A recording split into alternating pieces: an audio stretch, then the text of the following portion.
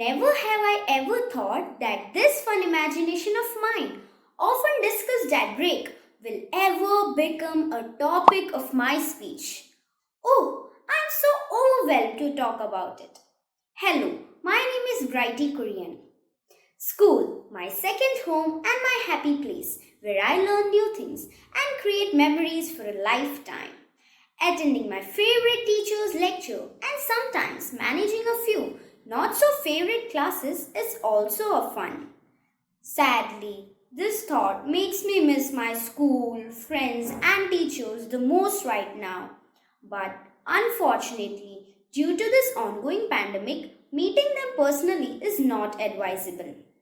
School times are the best moments of one's life. Often so I've heard my seniors say this, and I can't disagree. If I could design a school, it would be the most beautiful place in the world.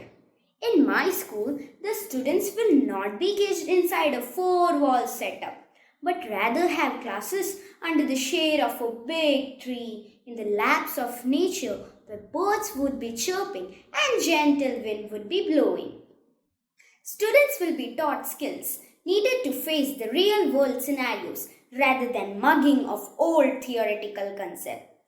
Self-defense, interpersonal skills, emotional intelligence, social etiquettes, and value education for respect of all living beings would be the main curriculum at my school.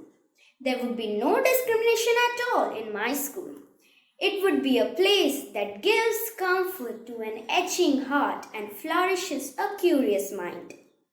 All the school around show us plan of what to do once you succeed.